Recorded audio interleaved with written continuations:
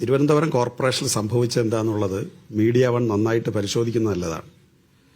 അവിടെ LDFന് കിട്ടിയ വോട്ട് 1,70,75,000 BJPക്ക് കിട്ടിയ വോട്ട് 1,60,65,000 UDFന് കിട്ടിയ വോട്ട് 1,25,000 20 സീറ്റിൽ BJP ജയിക്കുന്നത് 100-ൽ താഴെ വോട്ടിനാണ്. അത്രയും തന്നെ സീറ്റിൽ കോൺഗ്രസിന് 300-ൽ താഴെ വോട്ടേ കിട്ടിയിട്ടുള്ളൂ. കാര്യം വ്യക്തമാവുമല്ലോ. അതായത് തിരുവനന്തപുരം കോർപ്പറേഷൻ CPMന്റെ കയ്യിൽ നിന്ന് പോകണം, അത് BJPക്ക് കിട്ടിയാലും വേണ്ടില്ല എന്നിടത്തേക്ക് കോൺഗ്രസ് എത്തി എന്നുള്ളത് കണക്ക് സഹിതം വ്യക്തമാണ്. അതങ്ങ് ഈ 100-ലധികം സീറ്റ് എടുത്തിട്ട് നിങ്ങൾ ഇതുവരെ ചെയ്തില്ലെങ്കിൽ നാളെ അത് ചെയ്താൽ മതി. അതിന്റെ വോട്ടിംഗ് പാറ്റേൺ നോക്കിയാൽ മതി. അതായത് മകൻ ചത്താലും വേണ്ടില്ല മരുമകളുടെ കണ്ണീര് കാണണം എന്ന രാഷ്ട്രീയമാണ് കേരളത്തിൽ കോൺഗ്രസ് പ്രയോഗിക്കുന്നത്. ബഹുമാന്യനായ ഷെഫീഖ് മാഷിനോട് എനിക്ക് പറയാനുള്ളത്, നിങ്ങൾ അത് ശ്രദ്ധിക്കുന്നത് നല്ലതാണ്. നിങ്ങളിപ്പോൾ ഒരു കോൺഗ്രസ് ബന്ധത്തിന്റെ പേരിൽ ആവേശം കൊണ്ട് നിൽക്കുകയാണല്ലോ, നിങ്ങൾ ഇതൊന്നും നോക്കുന്നത് നല്ലതാണ്. ഇനി കൊല്ലം ജില്ലയിൽ വന്നു കഴിഞ്ഞാൽ എനിക്ക് നേരിട്ട് അതായത് കോൺഗ്രസിന്റെ വോട്ടുകൾ BJPയിലേക്ക് ഒഴുകിപ്പോയതുകൊണ്ട് BJP ജയിച്ചു എന്നൊരു ആഖ്യാനാണ് അങ്ങ് പറയുന്നത്. അങ്ങനെയെങ്കിൽ കോൺഗ്രസ് നില മെച്ചപ്പെടുത്തുന്നത് എങ്ങനെയാണ്? കോൺഗ്രസ് നില മെച്ചപ്പെടുത്തിയത് BJPയുടെ സഹായം കോൺഗ്രസിന് കൊടുത്തതുകൊണ്ടാണ്. ഇത് അങ്ങോട്ടും ഇങ്ങോട്ടുള്ള ബാന്ധവം അല്ലാതെ ഒരു പാലമല്ല. അത് കണക്ക് നോക്കിയാൽ മതി. വെറുതെ അല്ല ഞാൻ പറയുന്നത്.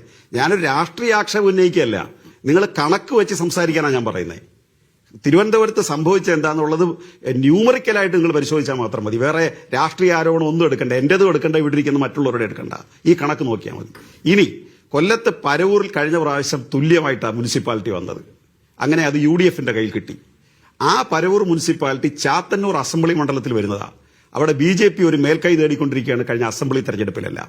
അതുകൊണ്ട് ഞങ്ങളുടെ ഒരു പ്രധാനപ്പെട്ട സഖാവിനെ തന്നെ ആ മുനിസിപ്പാലിറ്റി പിടിക്കാനായിട്ട് ചുമതലപ്പെടുത്തി. അദ്ദേഹത്തെ പരസ്യമായിട്ട് മുനിസിപ്പൽ ചെയർമാൻ എന്നുള്ളത് ഞങ്ങൾ പ്രഖ്യാപിക്കാറില്ലെങ്കിൽ പോലും ആ ഉദ്ദേശത്തോടെ തന്നെ ഒരാളെ നിർത്തി.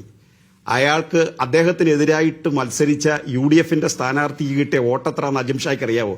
20 വോട്ട് ഒരു മുനിസിപ്പാലിറ്റിയിൽ BJP അവിടെ ജയിച്ചു. ഇനി കൊല്ലം ജില്ലയിലെ പുനലൂരിൽ ഉൾപ്പെടെയുള്ള പല പ്രദേശങ്ങളിലും BJPയുടെയും കോൺഗ്രസിന്റെയും തമ്മിലുള്ള ഈ ഏർപ്പാട് വെൽഫെയർ പാർട്ടി നന്നായിട്ട് പരിഗണിക്കുന്ന നല്ലതാണ്. ഇതാണ് എനിക്ക് ആദ്യഘട്ടം. രണ്ടാമത് ബഹുമാന്യനായ കോൺഗ്രസ് പ്രതിനിധി ഇവിടെ പറഞ്ഞ 2-3 കാര്യങ്ങൾ, അത് രാഷ്ട്രീയമായി അതിന് മറുപടി പറയാതിരിക്കാൻ പറ്റില്ല. അദ്ദേഹം PR വർക്ക് എന്ന് പറഞ്ഞത് കനകോലുവിനെ ഉദ്ദേശിച്ചായിരിക്കും. ഒരു രാഷ്ട്രീയ പാർട്ടിക്ക് ഇതിൽ പരം ഗതികേട് വരാനുണ്ടോ? സ്വന്തം പാർട്ടിക്ക് രാഷ്ട്രീയ നയങ്ങളും തീരുമാനങ്ങളും എടുത്ത് ഒരു നിലപാട് സ്വീകരിക്കുന്നതിന് ലക്ഷക്കണക്കിന് രൂപ ശമ്പളം കൊടുത്ത് ഒരാളെ കേരളത്തിൽ കൊണ്ടുവന്ന് അദ്ദേഹത്തിന്റെ നിർദ്ദേശവും നിയമവും നടപടിക്രമങ്ങളും അനുസരിച്ച് ഒരു രാഷ്ട്രീയ പാർട്ടി ഏതൊക്കെ സമരം നടത്തണം, ഏതൊക്കെ മുദ്രാവാക്യങ്ങൾ ഉന്നയിക്കണം എന്നൊക്കെ ഒരു കമ്പനി എക്സിക്യൂട്ടീവ് അഡ്വർടൈസ്മെന്റ് ഏജൻസികൾ എങ്ങനെയാണ് ഒരു കമ്പനിയുടെ ഉൽപ്പന്നത്തെ പ്രൊപ്പഗൻഡ കൊടുക്കുന്നത് പോലെയും പ്രൊമോട്ട് ചെയ്യുന്നത് പോലെയും ഒരു രാഷ്ട്രീയ പാർട്ടി അതിന് കീഴടങ്ങി പ്രവർത്തിച്ചുകൊണ്ടിരിക്കുകയാണ്. എന്നിട്ടാണ് അവർ PR വർക്കിനെ കുറിച്ച് പറയുന്നത്. പിന്നെ അദ്ദേഹം പറയുന്നത് വിലക്കയറ്റമാണ്. GSTയെ കുറിച്ച് അദ്ദേഹത്തിന് അറിയത്തില്ലായിരിക്കും. ഈ കേന്ദ്ര ഗവൺമെന്റ് രൂപയുടെ മൂല്യം ഇടിയുന്നതിനെ കുറിച്ച് അദ്ദേഹത്തിന്റെ ശ്രദ്ധയിൽപ്പെട്ടിട്ടില്ലായിരിക്കും. അദ്ദേഹം ഭരിക്കുന്ന കർണാടക സ്റ്റേറ്റിലെ വിലയെക്കുറിച്ച് അദ്ദേഹത്തിന് അറിയത്തില്ലായിരിക്കും. കേരളത്തിൽ മാത്രം സംഭവിക്കുന്ന ഒരു കാര്യമാണോ ഇത്? ആ വിലക്കയറ്റത്തെ നിയന്ത്രിക്കാൻ കേരളത്തിൽ ഇടപെട്ടതുപോലെ പൊതുമേഖലയിൽ ഞങ്ങൾ ഇടപെട്ടുള്ള മറ്റൊരു സ്റ്റേറ്റ് നിങ്ങൾക്ക് ചൂണ്ടിക്കാണിക്കാവോ? ഇതുപോലെ സിവിൽ സപ്ലൈസ്, ഇതുപോലെ മാവേലി സ്റ്റോർ, ഇതുപോലെ റേഷൻ കടകൾ സജീവമായി പ്രവർത്തിക്കുന്ന ഒരു സ്ഥലം ഈ കഴിഞ്ഞ ഓണക്കാലത്തും പെരുന്നാളിനും ഒക്കെ ഈ കേരളത്തിൽ വിലക്കയറ്റം പിടിച്ചു നിർത്തിയില്ലേ? അപ്പൊ അതാണോ ഈ തെരഞ്ഞെടുപ്പിലെ വിഷയം? അത് ജനങ്ങളുടെ മുമ്പിൽ ഒരു വിഷയമായിട്ട് വന്നിട്ടില്ലെന്ന് തന്നെയാണ് ഞങ്ങളുടെ കണക്കുകൂട്ടൽ. പിന്നെ കേരളത്തിൽ നിന്നുള്ള ആളുകൾ പുറത്തേക്ക് പോകുന്നു. എന്റെ അനിൽ ബോസ് മാഷെ, ഇന്ത്യ രാജ്യത്ത് മറ്റ് രാജ്യങ്ങളിലേക്ക് പോകുന്നവരുടെ കൂട്ടത്തിൽ 10 സ്റ്റേറ്റ് കഴിഞ്ഞേ കേരളം വരുന്നുള്ളൂ. 10 സ്റ്റേറ്റ് കഴിഞ്ഞ്. പക്ഷേ കേരളത്തിന്റെ ചരിത്രം എടുത്ത് പരിശോധിച്ചാൽ 50-60 കൊല്ലങ്ങൾക്ക് മുമ്പേ പ്രവാസി മലയാളികളുടെ വലിയ കുത്തൊഴുക്കുണ്ടായ സ്റ്റേറ്റാണ് കേരളം. പക്ഷേ ഇപ്പൊ തിരിച്ചാണ് സംഭവം. ഇപ്പൊ കേരളത്തിൽ ഇന്ത്യ രാജ്യത്തെ മറ്റ് സ്റ്റേറ്റുകളെ നോക്കിയാൽ 10ാം സ്ഥാനം കഴിഞ്ഞേ കേരളത്തിൽ നിന്ന് ആളുകൾ വെളിയിൽ പോകുന്നുള്ളൂ. ഇനി ബംഗാളികൾ മാത്രമല്ല സാർ ഇവിടേക്ക് വരുന്നത്. അങ്ങ് ഭരിക്കുന്ന കർണാടകത്തിൽ എത്ര പേരുടെ ജോലി ചെയ്യുന്നുണ്ടെന്നറിയാവോ? തമിഴ്നാട്ടുകാർ എത്ര ഉണ്ടെന്നറിയാവോ? ഗുജറാത്തുകാരും UPക്കാരും എത്ര ആയിരം ഉണ്ടെന്നറിയാവോ? 30 ലക്ഷത്തോളം ആളുകൾ ഇന്ത്യയുടെ വിവിധ സംസ്ഥാനങ്ങളിൽ നിന്ന് കേരളത്തിൽ വന്ന് പണിയെടുക്കുന്നുണ്ട്.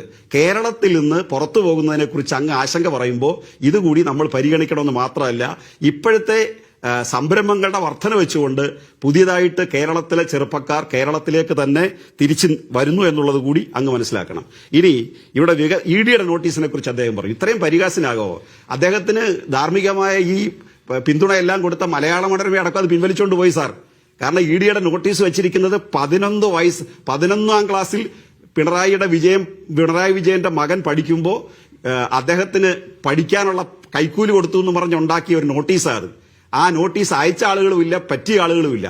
ഇതേ ഇഡി നോട്ടീസ് തോമസ് ഐസക്കിനെതിരായിട്ട് അയച്ച് ഹൈക്കോടതി എടുത്ത് ദൂരെ കളഞ്ഞത് എന്തിനാ അങ്ങനെ വിളിക്കുന്നത് ചോദിച്ചേ. ഈ ഇഡി നോട്ടീസും കൊണ്ടാണോ നിങ്ങൾ ഇപ്പോഴും നടക്കുന്നത്? നല്ല തമാശയായി പോയി. നിങ്ങൾക്ക് പറയാൻ പറ്റുന്ന ഇഡി നോട്ടീസ് രാഹുൽ ഗാന്ധിക്കും സോണിയാഗാന്ധിക്കും എതിരെ കൊടുത്ത ഇഡി നോട്ടീസിനെ കുറിച്ച് നിങ്ങൾ ചർച്ച ചെയ്യുന്നത് നല്ലതായിരിക്കും.